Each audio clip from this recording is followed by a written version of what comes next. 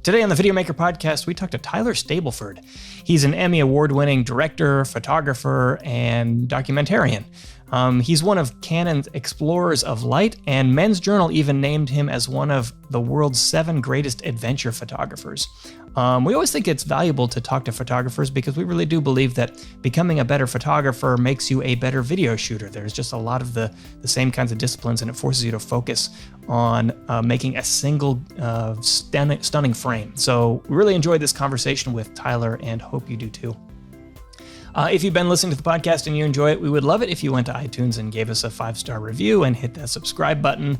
Spotify, same thing. Without the 5 stars, just hit the subscribe button. It'll deliver the podcast right to your inbox, which is a good thing because the podcast comes out early in the morning, 5 a.m. on Monday morning. So if you want to wake up and have the podcast ready, hit that subscribe button. Okay, enough of that stuff. Let's get on with it.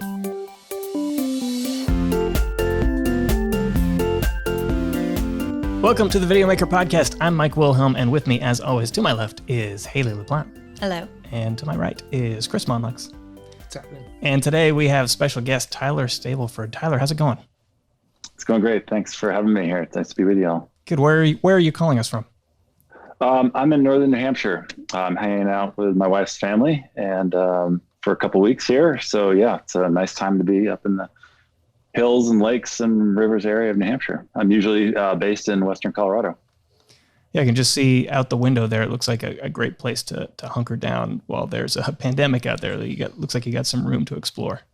Yeah, it's a pretty rural, rustic cabin. So I think this is the nicest, 10 square feet I could find in the whole cabin. That was somewhat quiet. I had to kick some of the kids out from their nap time this morning or this this afternoon to have a quiet space.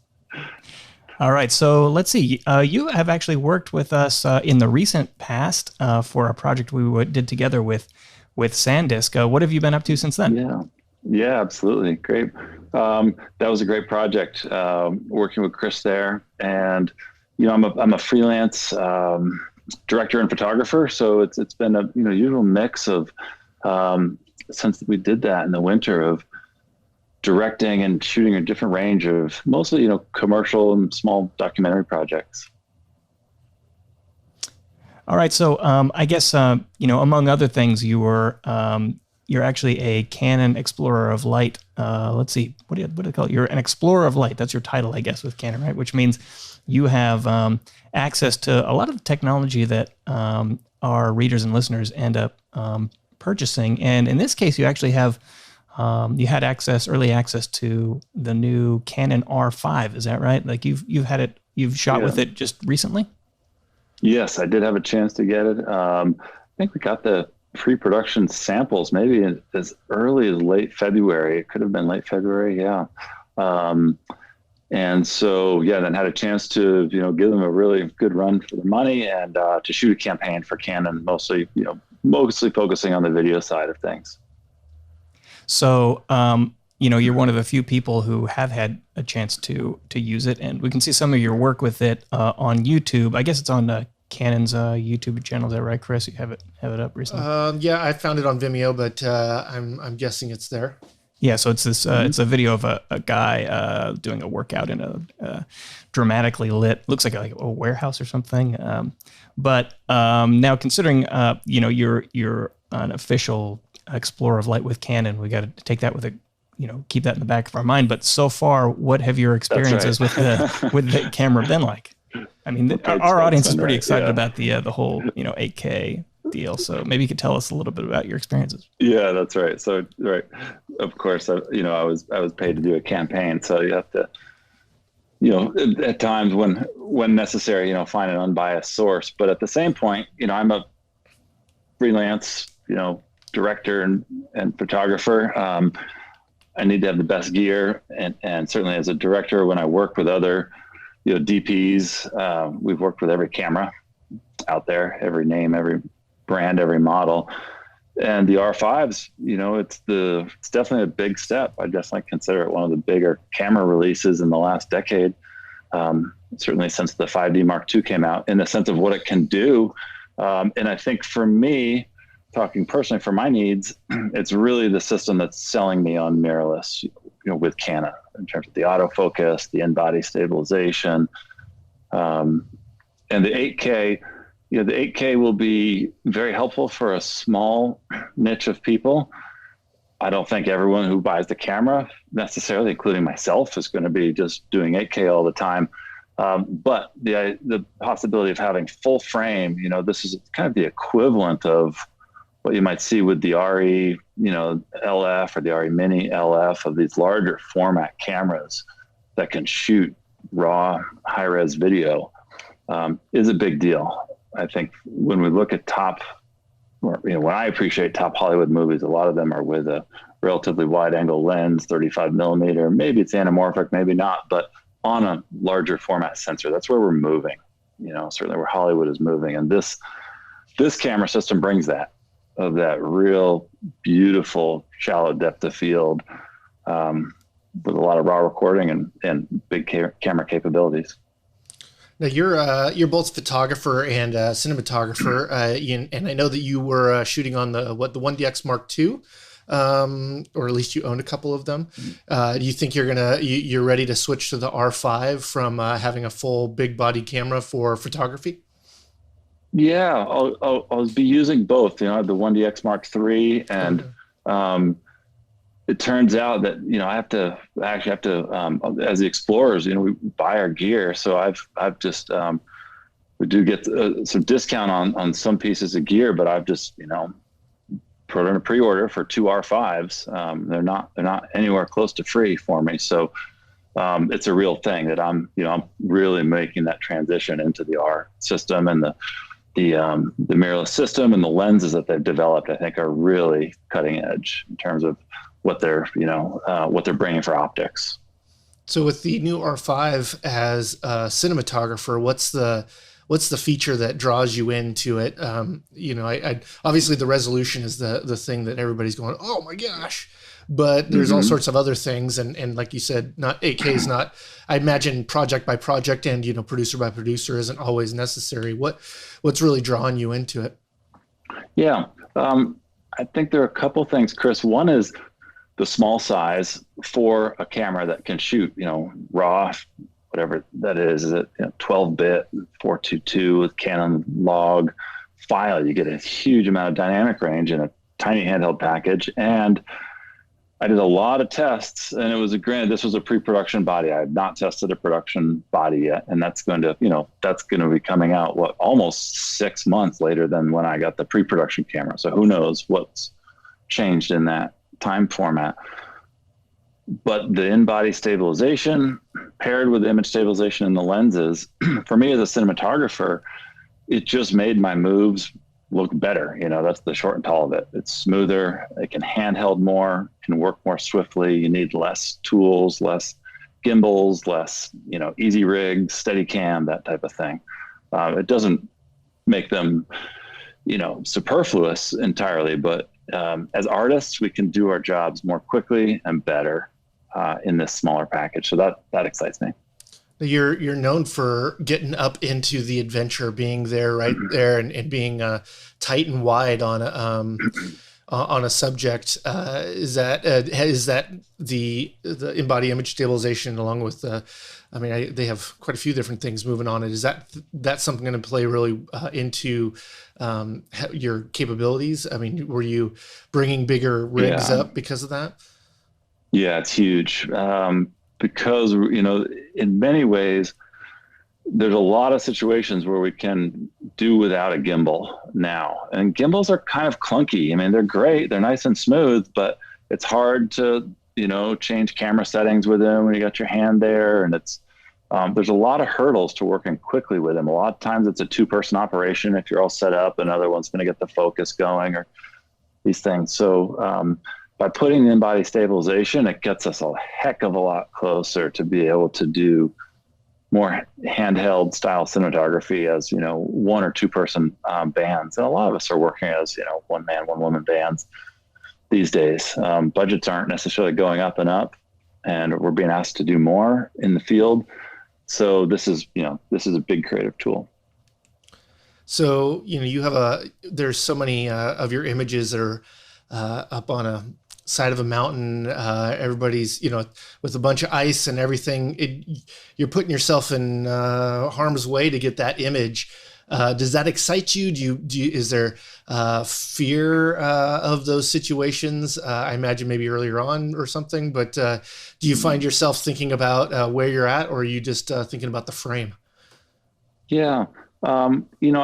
If left to my own devices, I go off. I mean, I'm a climber. I was out climbing in New Hampshire today, out rock climbing. I'm going again tomorrow morning. I pretty much, beg and borrow as much time as I can get out for that, in addition to, work and being a family man. So that's what I do in my free time anyway. It's really, lifetime love.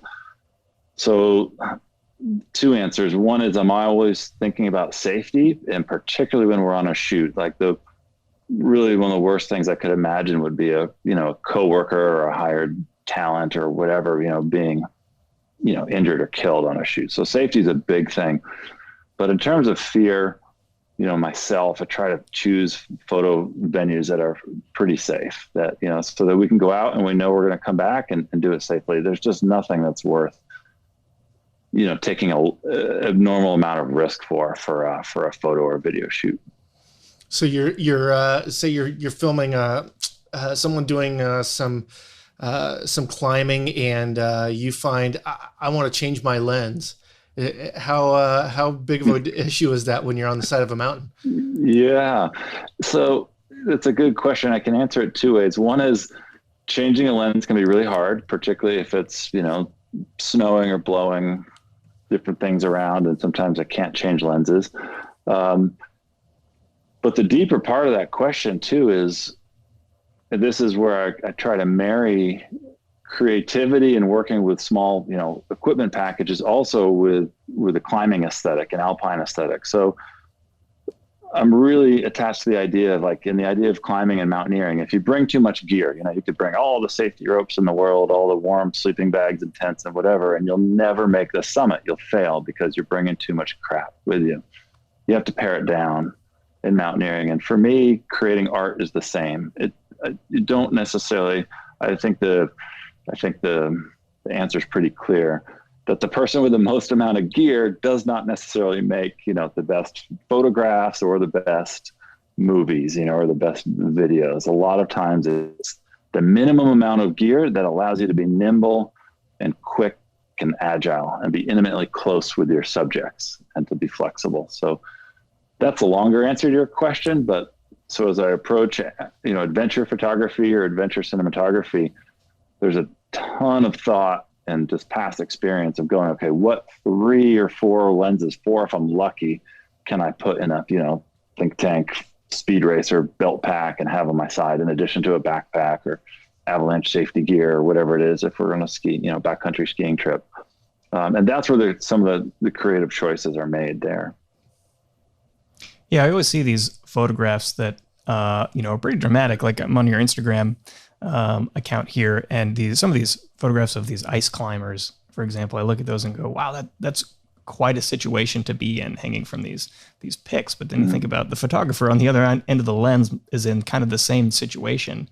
And it's almost like you look at these sometimes and go, boy, I wish someone was taking a picture of the photographer to see how really kind of crazy things really are out here.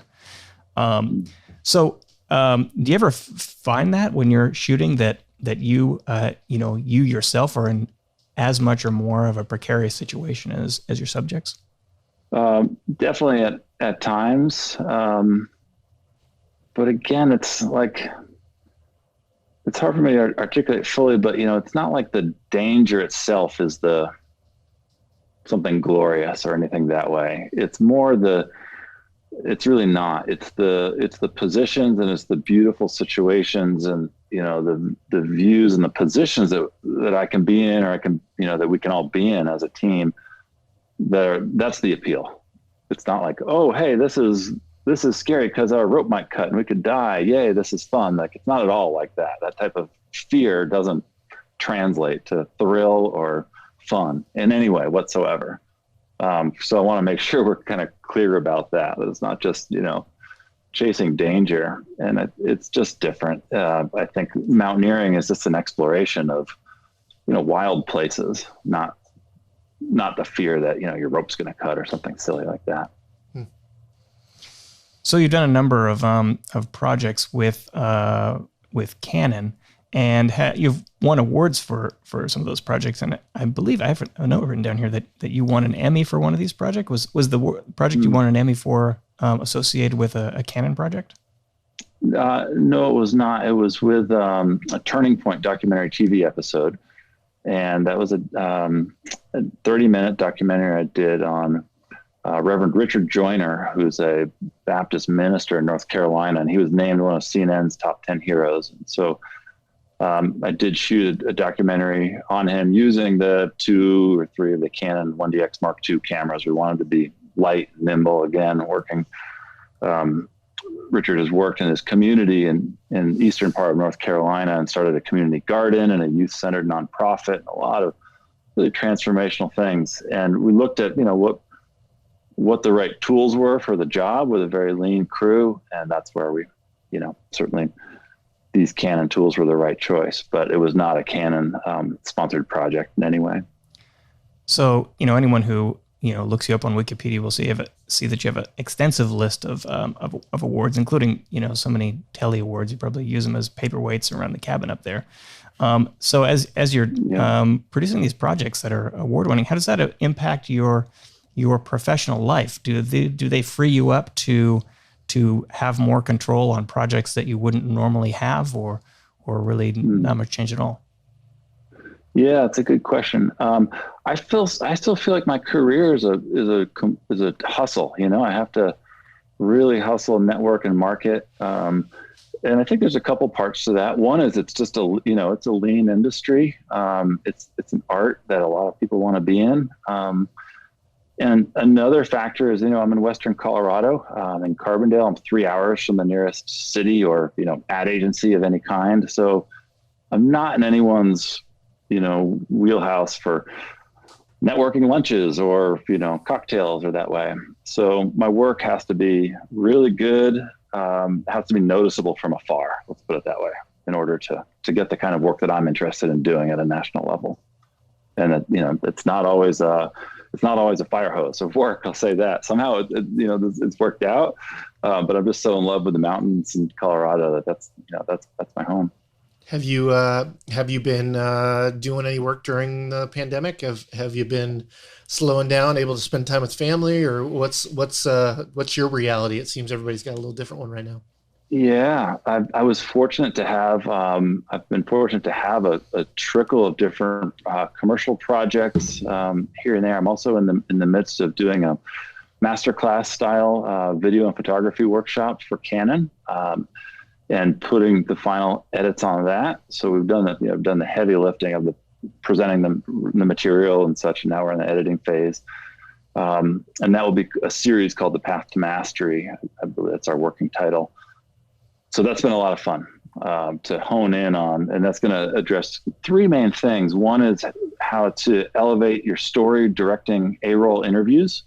And we'll also use some footage from that Turning Point documentary, because I think so much of what turned that into an award-winning piece is the A-roll interviews, the passion that comes through from the subjects that we spend time with that week. That's their story. Channeling that through, onto the cameras is so important. So that's lesson 1. Lesson 2 is B-roll cinematography, and I have some things that I wanted to talk about, things that aren't just, flooded on YouTube or of things, or things that may even be harder to learn in film school. So I've got a range of tips that I see that on the path to mastery for B-roll cinematography to elevate it. And then the third course is on stills photography. So you're one of these guys who is quite an accomplished photographer and cinematographer. How did you get started? What came first, and how did it lead to the other? Yeah, I started as a writer, and that has come full circle. But I was a English and journalism major, and I, one of these watershed moments, I interned at Climbing Magazine after my freshman year in college in Colorado, and was 19 at the time or so. And I thought, wow, there's at least like, a half dozen people I know who actually make a living, like writing about rock climbing and mountaineering. Like, wow, I could do this. Like, this is a, semi-profession. And so that grabbed me, and I put all my interests into writing for any magazines I could. And photography became a natural extension of that too. So, it was writing and photography. I worked as a magazine editor full time for 7 years, on both the writing and the photography sides of things at Climbing Magazine, and then Rock and Ice Magazine, all climbing titles. And I was always interested in going into photography, but I was moonlighting in it. It was just a hard profession to get into. And so then in 2004, when the Canon, was it the 1DS, their first full frame mirrorless camera, whatever that was, in 2004 or 5 came out, embraced that. And then when the 5D Mark II came out in 2009 or so, 8 or 9, was when I got into cinematography. It really opened the doors. I used to be intimidated by, video and cinematography and the editing and all that went into it, and the sound. And then as the camera tools got easier to work with, the 5D Mark II, I think for so many people was a real revolution that allowed us to get into it. And that ties back, and I'm seeing that same evolution, what's happening now with the R5 camera. I think it will make cinematography and, photography more accessible that way. So that was my path. And starting in 2004, I went full-time as a freelancer into photography and then into cinematography around 2009. And I've been doing more or less a 50-50 split of both, for the last decade or more. And I never know. Sometimes it's, all cinematography for 6 months, and then it's all photography. I never know what the assignments are going to lead to. So writing and image making are obviously two distinctly different disciplines. And I guess you could have gone in either direction. So what was it that inspired you to chase the photography and cinematography side of things rather than going deeper into your writing career? Oh, yeah. Well, thanks for that question, because it reminds me that I didn't finish up what I was saying. I was going to finish that thread. Let's move my camera for a second here.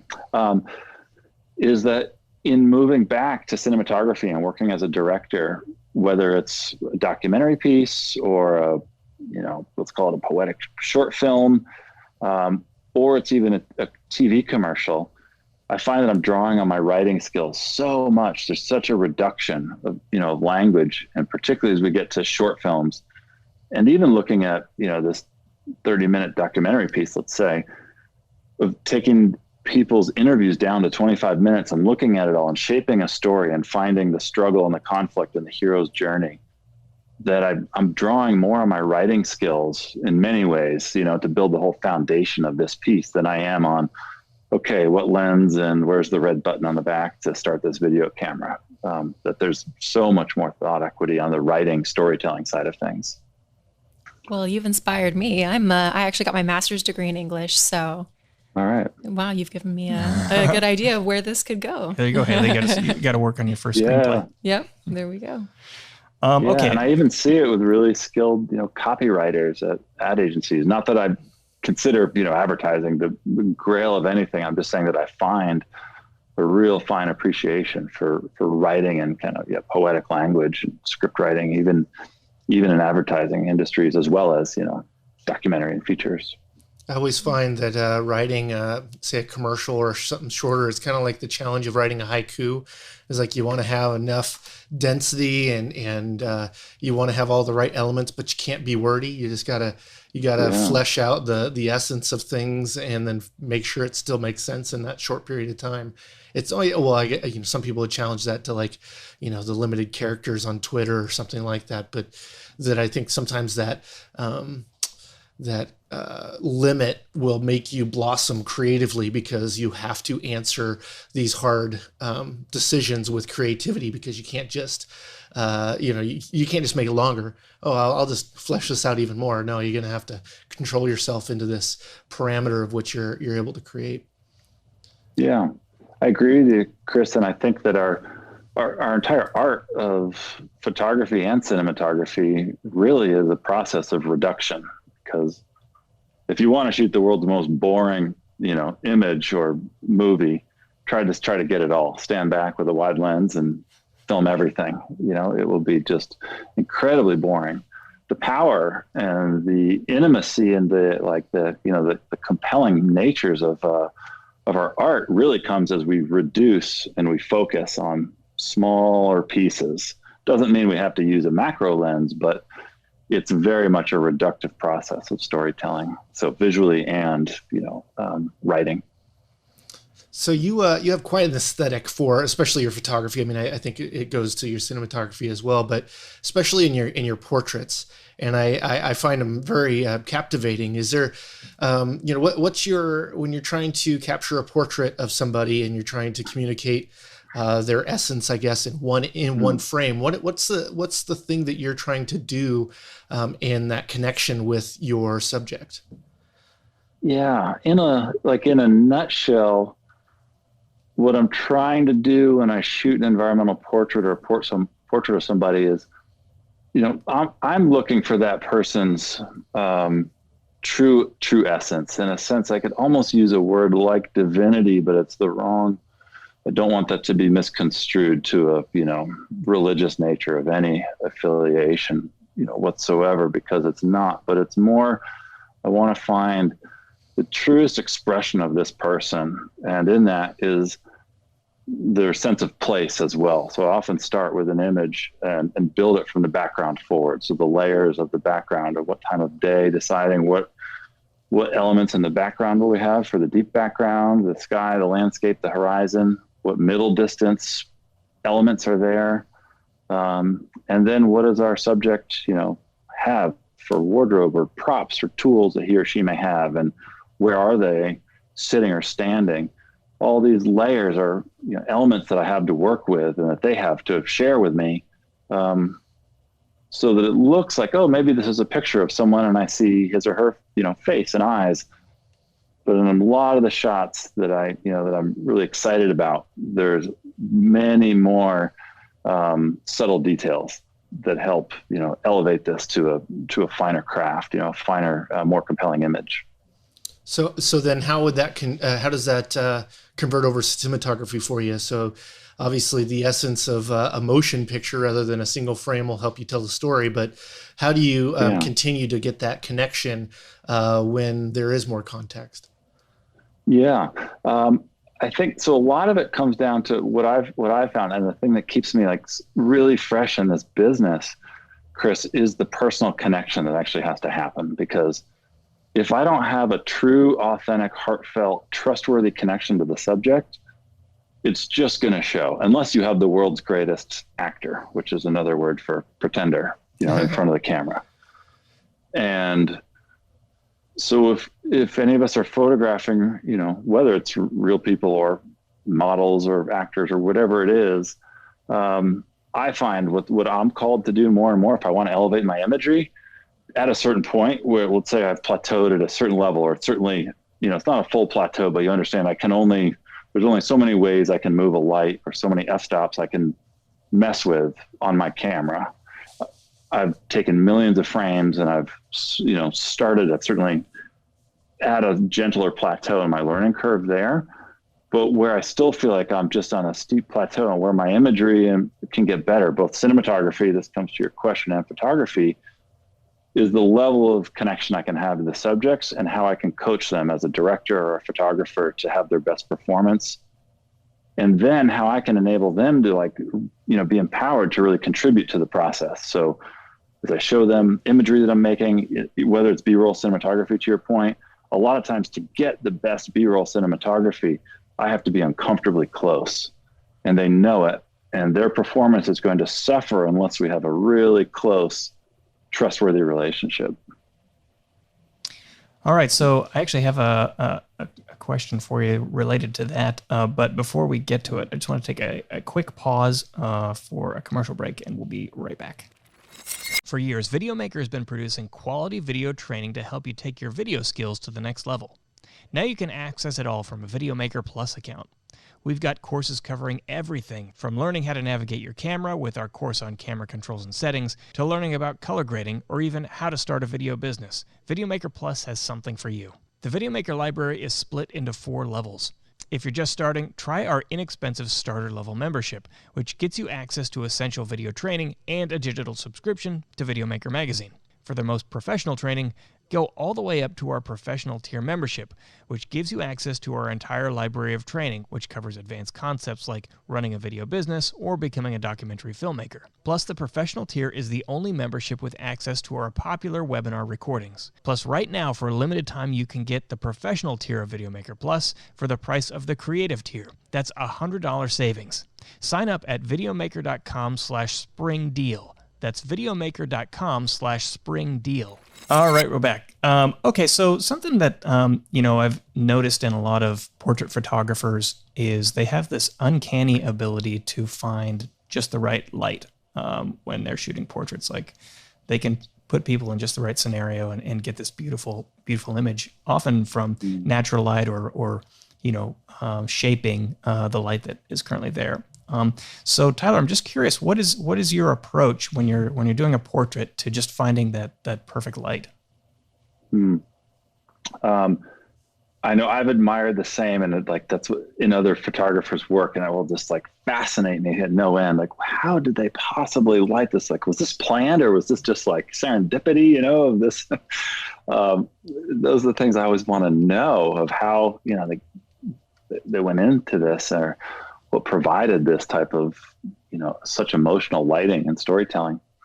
I would say yes. Being based in Colorado and as primarily a location and outdoor location-based shooter, I've learned through, tremendous failures, right, of what not to do, with harsh, bad light, high altitude light, midday light, different things. And also two things. One is to find when and where the light's best, because, my career and my living depends on it.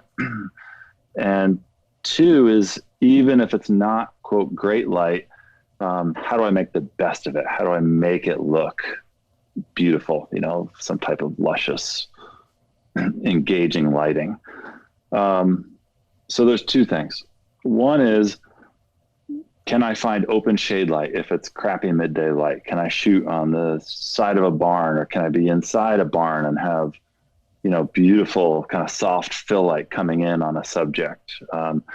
Can we use even the side of a, pickup truck, even just with a small scrim or something overhead? And then having ranges of light of maybe it's harsh sunlight out beyond can actually be really helpful to separate the subject from the background. So that's one example.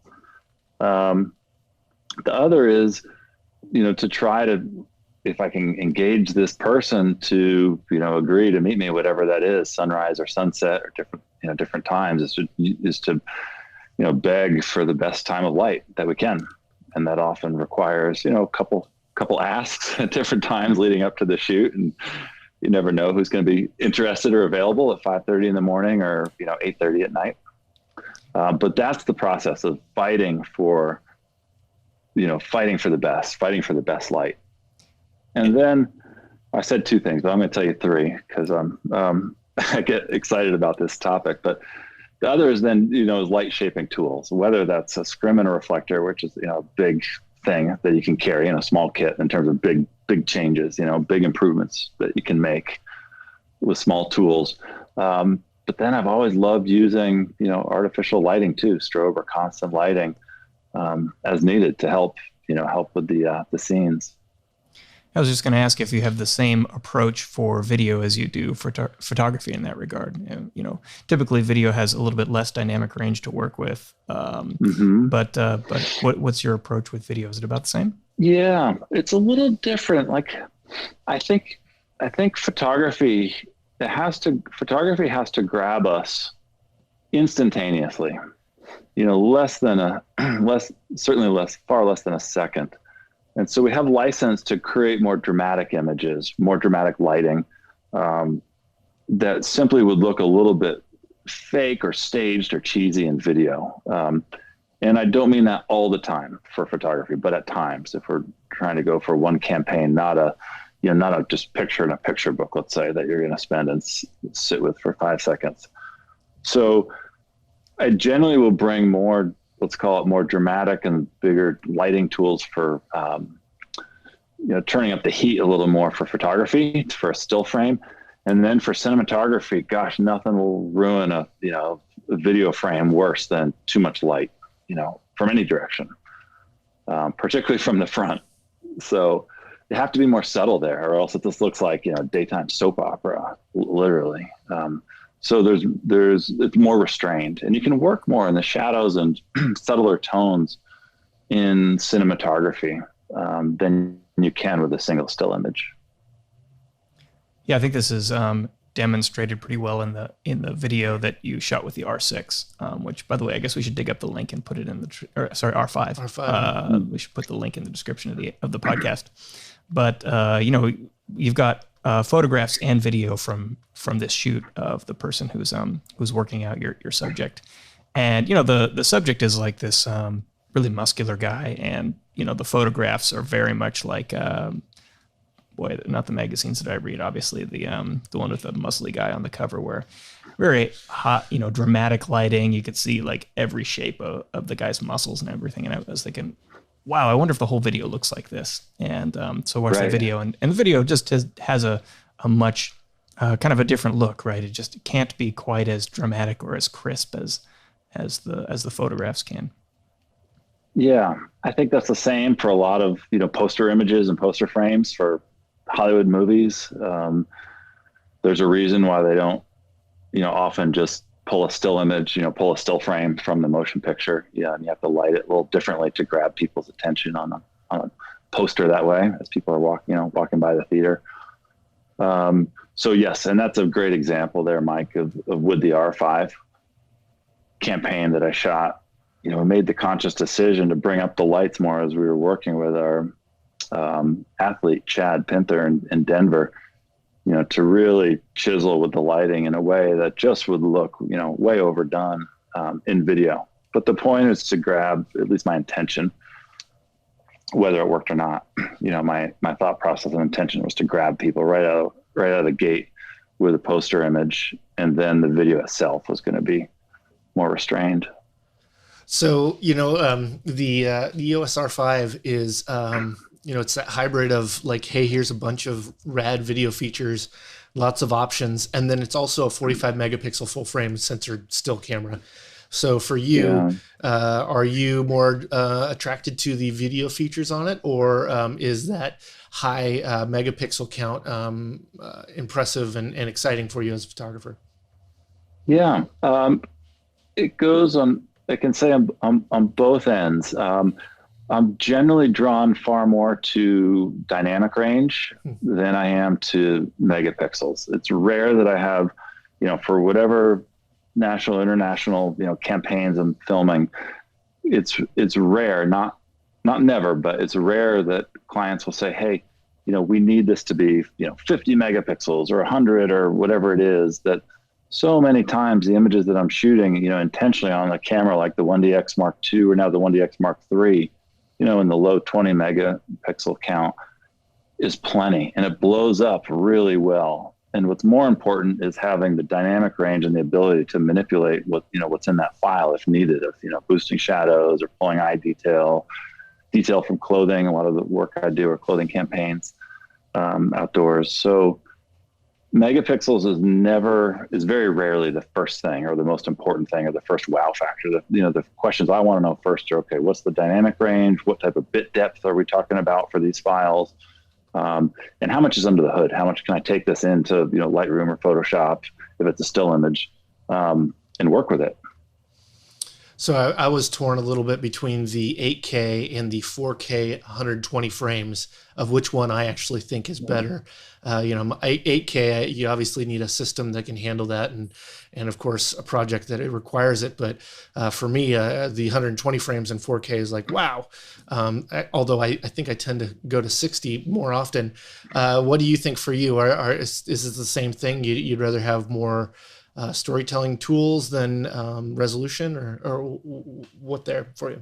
Yeah, I think the way I'm going to work with the camera most, and the way I did, actually, I filmed this Canon Path to Mastery video workshops on 2 of the R5 cameras, and the pre-production ones I had in my office, but we filmed those in 4K. using the face and eye tracking right there. It's easy. It does a perfect job of tracking me. We don't need someone to pull focus during my interview. So 4K full frame, beautiful, a large format feel that way in its own way. It's not large format, but you understand it's full frame, 35 millimeters. That I could see myself, Chris, like you, probably going in equal small doses to 8K RAW and to 4K, 120 frames a second, as needed. I'm not a huge fan of slow motion in my work. I think there's a reason that the large bulk of Hollywood films are shot at 24p. There's a beautiful art to that. But so here's the other thing I'll say is that pretty much the standard for delivery for everything these days is 4K. So if I want to have any type of future proofing, if not now proofing, have to be delivering in 4K. And so if I want to have any room to push or pull, whether that's an A-roll interview or certainly B-roll where you're running and gunning and not sure if you've got the perfect frame, which applies to a lot of the work I do. Gosh, it's really nice to have, that much room to play with. So, Chris mentioned earlier that, you have kind of an aesthetic that that tends to take advantage of wide angle lenses and the like. Do you have a list of like your go-to lenses that you rely on for most shoots? Yeah, like I do end up, I've always just been so fascinated by being out in nature. I haven't become a nature photographer in any way. Although it's, great. I love being out there, but my real passion is putting people, capturing people in their environments. It doesn't have to be nature. Any environment is pretty fascinating to me.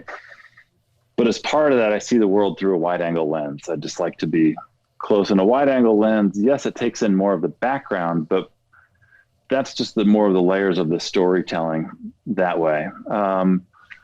I'd say lenses that I, really love, the 14 millimeter 2.8 lens from Canon is a great one. But the real workhorses for me are the, 35 prime, 50 prime is what, f1.4 or 1.2. And then what I've loved with the R5 and which came out a year or two ago with the R camera is the 28 to 70 2.0 lens. So we can now get a full extra stop, and not just of light, but really of shallow depth of field. To me, I think one of the biggest separations that we have as professional photographers or cinematographers, say from camera phone shooters, one of the big things we have is the depth of field that we have access to with DSLR cameras or cinema cameras. And so for me, going to a 2.0 is really where things start to be interesting, and they look different. It doesn't look like you just shot this on your camera phone. All right, so we're coming up on our time here, but I want to ask you a quick question, then I'll just see if Chris or Haley have any final questions to ask you. But one here is, you have been creating images for 16 years. You said you started in 2004. Is that right?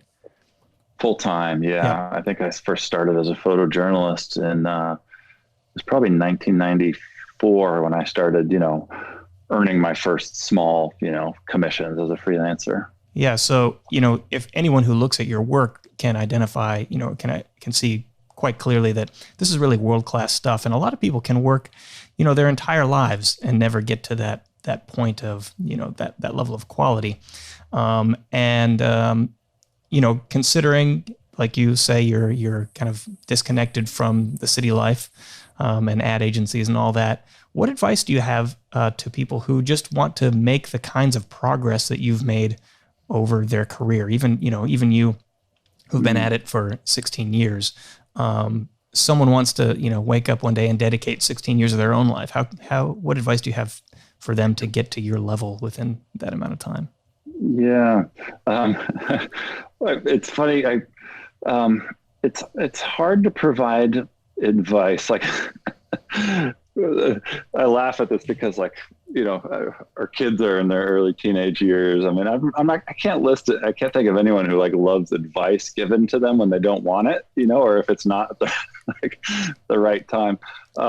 So my point is, even in my own career, I'm not sure if like the advice I'm giving now would have been, if I would have been able to receive it, 10 or 15 years ago. So I'm happy to give some advice, but at the same time, I also know that like all the advice in the world is already out there. Everything's been said. Every helpful tip in the world has already been said.